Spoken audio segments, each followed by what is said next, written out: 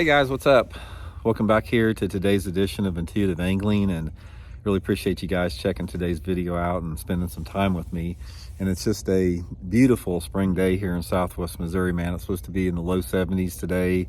For once, the wind's not howling 30 miles an hour. It's been blowing really hard the last couple of weeks, but the birds are chirping and the trees are blooming out, so spring's right around the corner. Really looking forward to that.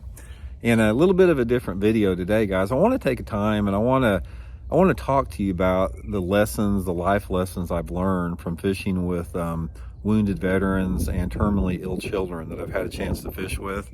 And I really want to speak to the therapeutic impact that it had on them and me both, as far as spending a day outside with people that have had challenges to overcome that most of us can't even imagine what it would be like. And I sort of want to go over that in today's video. So we'll get into both of those groups. Now, a lot of you guys have heard me talk about my Army Ranger buddy, Sergeant Major Rodney Schmolak. Rodney and I were great friends. He passed away a few years ago. And one of the things that I just cherish the most in this particular friendship with Rodney that I had for years was not only fishing with him, but fishing with all the other Army Rangers that we had a chance to fish with. Now, Rodney lived in Phoenix City, Alabama, which was right next to Fort Benning, which was the home of the 75th Ranger Regiment. So I spent a lot of time with Rodney, at his house and everything. Rodney and I fished a lot at Lake Eufaula there.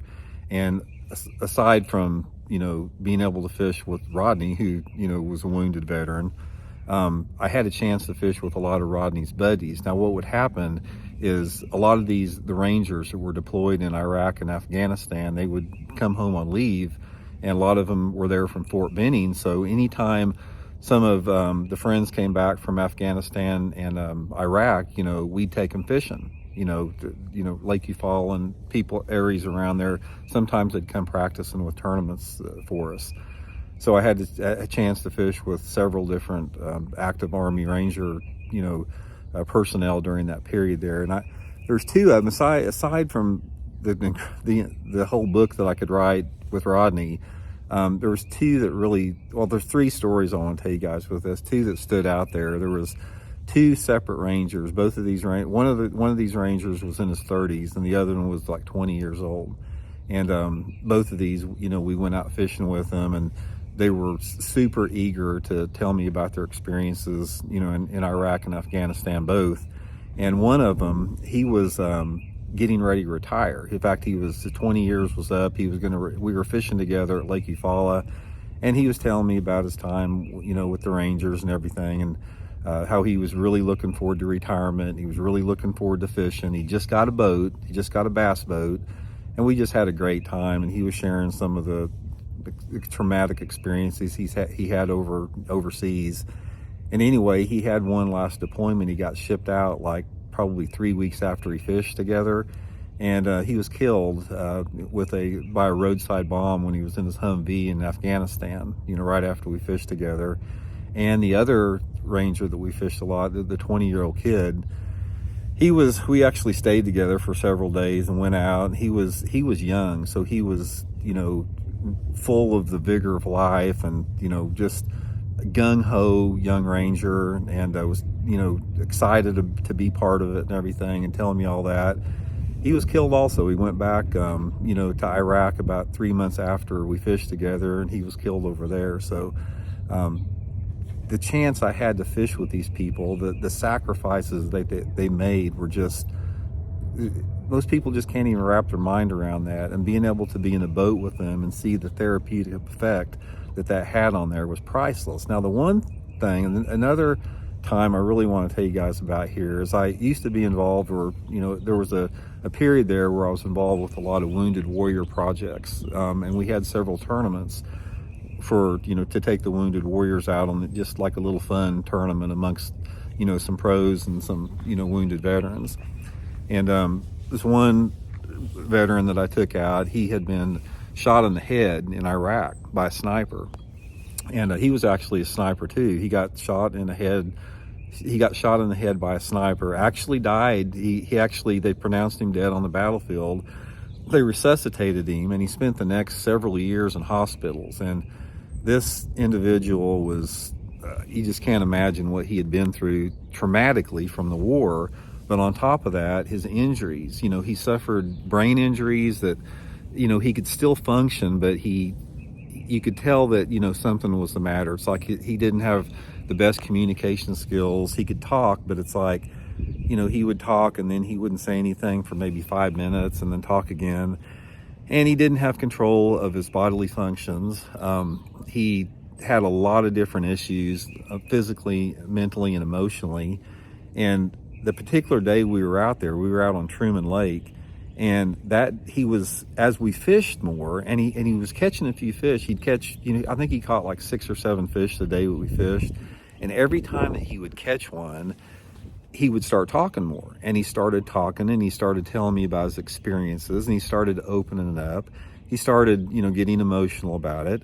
And the whatever took place on the lake there, this therapeutic effect from being on the water and catching fish and being out in nature, had this healing effect on him, because all 3 of those people I'm talking about, the 2 rangers that were killed and this particular wounded veteran, when they were fishing and they were out there, and this is what I'll talk about with the kids a little bit, is it made them forget about their own situation. I mean, you talk about people that have been dealt a hand of cards that is like nobody deserves to be handed, and to be able to be out on the water and for them to be able to safely express what they went through, and to be able to fish and to forget about it just for a little bit, just forget about all the stuff they've been through and all the challenges that they had.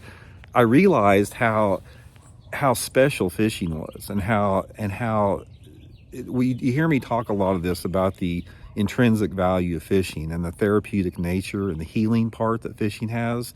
And that's why you hear me rail against technology a lot. This is one prime example of it, because when you allow nature to heal you, and that's what happened for these particular individuals, it is really magical what can happen. And I've seen that firsthand, especially with, all the veterans I fished with. I had a chance to fish with Rodney for 6 years, 3 tours in Vietnam, been through hell and back, and to be able to have this release that happens when you're on the water, it's such a special thing that people should never underestimate. Now, the thing that's even harder, if that could not even be harder, guys, is fishing with terminally ill children.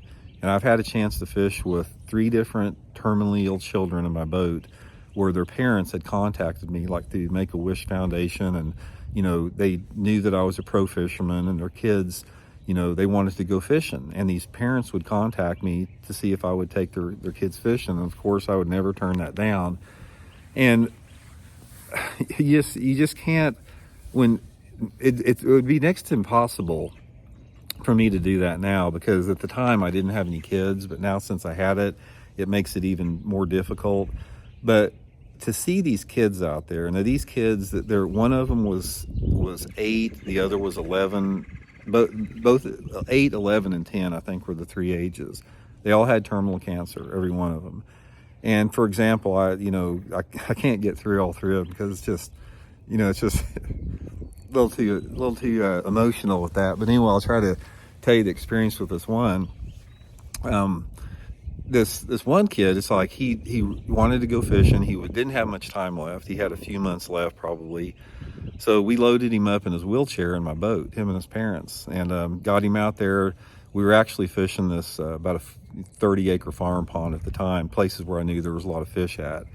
And he could barely move around. I mean, he was like really struggling. So we got him set up with a rod and reel and everything. And I put him on a weightless Cinco, and the fish were biting. It's like there were a lot of fish to be caught, and got him to cast it out there and everything. And then he was working his Cinco out there, and I saw his line moving out, and he set the hook, or didn't set the hook. I told him to start reeling, and he started reeling, and it was about a 4-pounder. And this fish is jumping out there, and he's in his wheelchair.